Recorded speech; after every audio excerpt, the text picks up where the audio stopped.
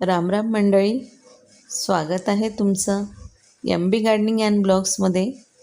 तर आज मी तुम्हाला माझं किचन गार्डन दाखवणार आहे. संपूर्ण किचन गार्डन तर नाही दाखवणार आहे. आज काही भाज्या मी तोडणार आहे, त्या तुम्हाला दाखवणार आहे. आणखी काही झाडे, कोणकोणत्या भाज्या मी लावलेल्या आहेत त्या पण दाखवणार आहे. तर हे बघा, ही भेंडीची झाडं मी मार्चमध्ये लावलेली होती. तेव्हापासून भरपूर अशा भेंड्या दुसऱ्या तिसऱ्या दिवशी तोडल्या जातात. एक एक दीड दीड किलो भेंडी ही तिसऱ्या चौथ्या दिवशी मिळते. कारण मी भरपूर झाडे लावलेली आहेत. ही जी झाडे दिसते आहेत तुम्हाला, जी मी आता भेंडी तोडते आहे, ही कॅरी बनवलेली आहे, त्याच्यामध्ये लावलेले आहेत. आणि याच्यातून पण भरपूर, आणि साईज पण बघताय तुम्ही, खूप मोठी मोठी साईज होऊन जातं. आणि एकदाचे फुलं उगवले की लवकरच 4-5 दिवसामध्ये ह्या तोडायला तयार होतात. काही ग्रो बॅगमध्ये पण लावलेले आहेत, मी पॉटमध्ये पण लावलेले आहेत. तर असे एकंदर 15 झाडं असतील, 12 ते 15 झाडं. तर अशा प्रकारे जर जास्त आपण झाडं लावले तर भरपूर आपल्याला तिसऱ्या चौथ्या दिवशी भेंडी अशी मिळतात. आणि ताजी ताजी आणि बिना केमिकल आणि विषमुक्त अशा भाज्या आपल्याला आपल्या टेरेसवरच्या किचन गार्डनमधून आपल्याला मिळतात. आणि याची चव फारच वेगळी असते बाहेरची जी आपण भेंडी किंवा कुठलाही भाजीपाला असतो, कारण त्याच्यामध्ये केमिकल्स भरपूरच असतात. तर याच्यामध्ये आपण पूर्ण ऑर्गॅनिक खत वापरतो. आणि याच्यामध्ये जेही खतं वापरते मी पूर्ण घरीच तयार करते, आणि तीच खते मी याला देते. घरी उगवलेल्या भेंडी किंवा कुठलाही भाजीपाला जो असतो, ज्याच्यामध्ये आपण केमिकल खताचा वापर करत नाही, त्या भाज्यांची चव तर फार अप्रतिम असते, वेगळीच असते. आणि भरपूर दिवस बाहेर जरी ठेवली तर ताजीच राहते. फ्रीजमध्येही ठेवायची गरज पडत नाही. याला खूप मोठ्या पॉटची गरज नसते.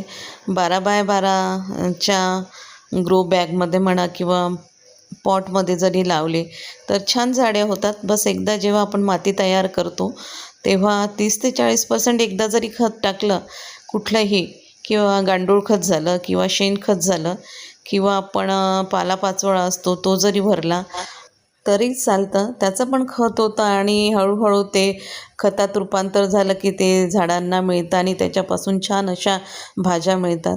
प्रत्येक तिसऱ्या चौथ्या दिवशी मी भेंडी तोडते. आता ही भेंडी तोडत आहे म्हणून दाखवते, पण मिरच्या आहे, वांगी आहे, दोडके आहेत, मी हळद लावलेली आहे, कोवळं आहे. तर ह्या सगळ्या प्रकारच्या भाज्या व्यवस्थित मला मिळतात.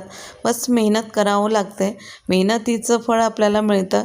आणि एकदा आपण माती वगैरे सगळं आपल्या गार्डनमध्ये असले की वरून फक्त खताचीच आपल्याला गरज असतं तेच. आणि याचाच पालापाचोळा जमा करून याचेसुद्धा खतं मी तयार करते.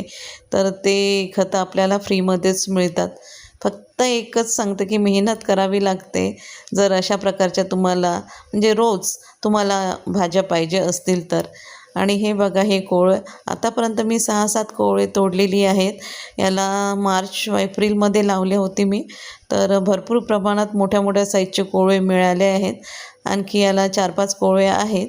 आणि काही दिवसांनी मी हा वेल तोडून टाकेल आणि नवीन लावेल.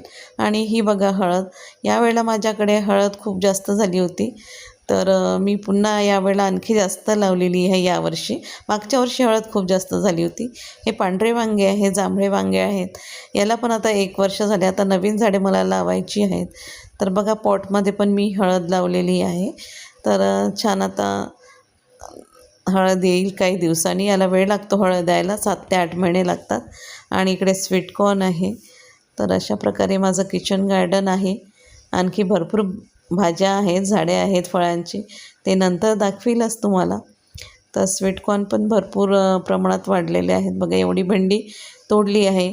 2 दिवसाआधीच एवढी मिळाली, पुन्हा आज एवढी मिळालेली आहे. आणि मोठी मोठी साईज आणि कोवळ्या कोवळ्या असतात. तर चला आता मी दोडके तोडते आहे. हा दोडक्याचा वेल आहे बघा. दोडके तोडताना जो व्हिडिओ मी रेकॉर्ड केला होता तो रेकॉर्ड झाला नाही आहे.